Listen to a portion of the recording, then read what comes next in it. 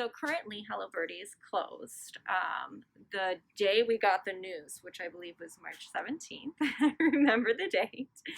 Um, it was pretty shocking, but it was so much stuff that we had to organize that I didn't have time to really be upset or freak out about it. I just had to focus and shut everything down and just stretch and reach and try to take advantage of all the programs that were out there. My mindset and everything was just focused on safety. Safety first, just paying attention to the regulations and not just following them, but exceeding them.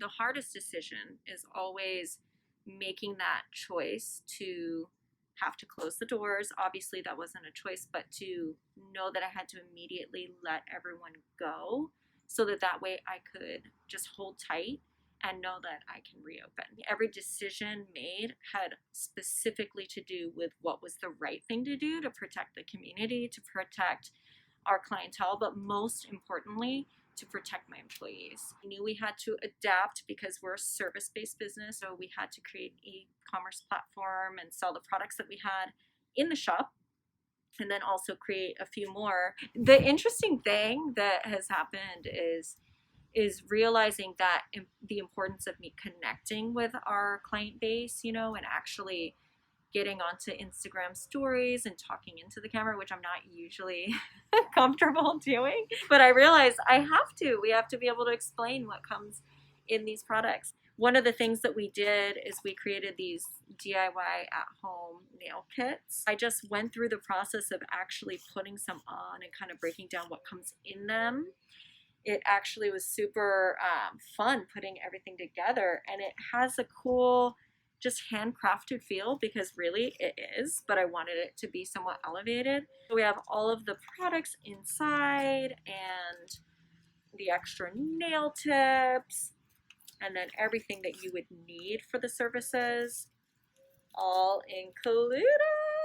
My girlfriend over at Black Apple really helped to lay things out. We had to communicate to the client how to apply, and really it was just kind of reverse engineering other press-on kits that are out there, but doing it in a way that we felt had creative integrity. So I think that was what was most important to us, and it was a really fun project. Another thing that we did, and again I had help with the logos and everything, it's kind of our original logo that's usually across, but we stacked it so it would fit onto these cute little bottles. But we did a whole line of polishes as well. I am not a nail artist, but let me tell you, this break has made me realize just how talented these girls are, because I've been having to do my own nail art, so I'd have stuff to show in videos and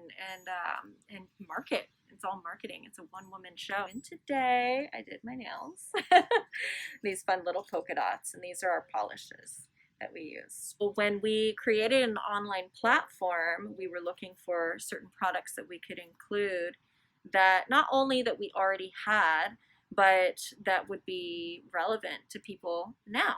Two of the girls that work at Hello Birdie created a little business called Crooked Cat Workshops. They decided to adapt and do masks. This is one, but they're just adorable masks that are reversible, and we have these for sale online, and the girls just did such an amazing job. I'm appreciative.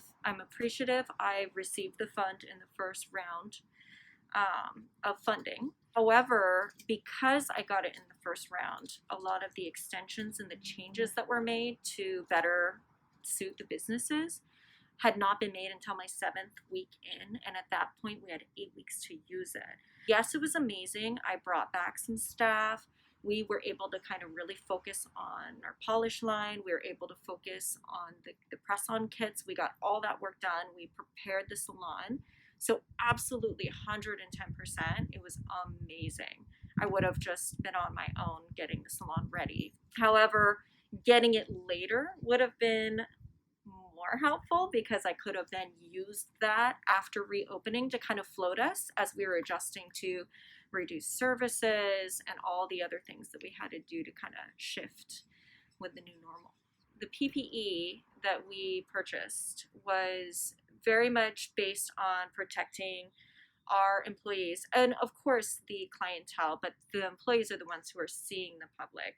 We were lucky enough to find a custom company that does plexiglass, sneeze guards, which is just a big plexiglass shield, 28 by 28 with a hole in it that was large enough. We had to custom order it so that we could fit the hands in for the nails and everything. Got the face shields, so everyone's able to wear face shields for certain different services, like our lash services. They can't be behind the plexiglass, or even our pedicure services. And of course, we had to get them with our cute little logo. The things that we compliment these days. Oh my gosh, cute face shield. One thing that I think would be amazing is maybe allow salons that feel that they could meet the safety protocol, let them be assessed and approved to open based on their practice and their protocol. If we can prove that we're safe, then I think that it should only be fair that we can be open. Businesses in general are going to have to shift to the new normal, and that's going to include some more like outdoor shop type of experiences. I think the parklets is a great idea. I think it's a wonderful way for businesses to be able to continue during a time when they wouldn't be able to otherwise. For us personally, it's difficult because we're not going to be able to offer the same type of quality of service, and we just aren't in an ideal spot for it. We're on a very busy street. Types of services that we offer with nail polishes, dust coming, onto the nails and dirt, and the products will cure at the wrong time. So our service would just completely degrade. Then with the lashes, obviously we can't do that on the street. The adhesives will cure too fast. Lashes will fall out, let alone the fact that nobody would feel comfortable receiving that type of service in that environment, nor is it safe. Kind of choreograph how it looks, just walking through the whole process, greet them at the door, take their temperature, screen them. We even did a waiver, like a pre-screen waiver that we have all clients fill out, so we're very aware of everything before they even come to the salon. We had to switch to appointments only. There's always 6 feet distance between everybody in the salon. With a tape measure, go through the entire salon and make sure that that was happening, with the exception of the staff member that's working on the client. Kind of being creative about how we were going to do that.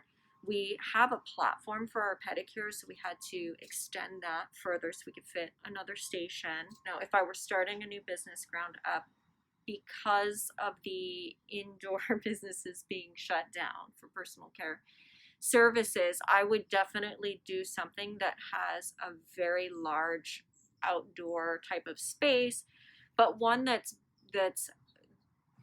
beautifully designed and clean, because that would allow us to actually continue and focus on the service element. When I think about survival, money is blood to a business. You cannot be open. You have to just hold tight, cut on spending, and just weather the break. Make any shifts or adjustments that you can, like for us going into products. Utilizing that PPP the first time allowed us to have a product to bring to market during the second closure, adapting to clients' needs. Everybody still wants to get their nails done. Everyone still should be caring for themselves. The best advice that I received would be to just be extremely focused on where I put my attention right now. And the reason why is it's so much work. It's so many things going on for me personally. Trying to support the staff continued through our closures, just staying in touch with them. If I spend my time being afraid, or if I spend my time trying to, or being bitter and upset about it all, it's not going to serve me or my business or my staff or my children or anyone in the world. One day I'm like, okay, we got this. We're adapting. Things are happening. But then the next day it's just like, oh, when is this ever going to end? Are we going to survive it? I know we'll survive it, but that little fear starts to get in there, and not being able to be open. It's like having your hands tied, It's so hard.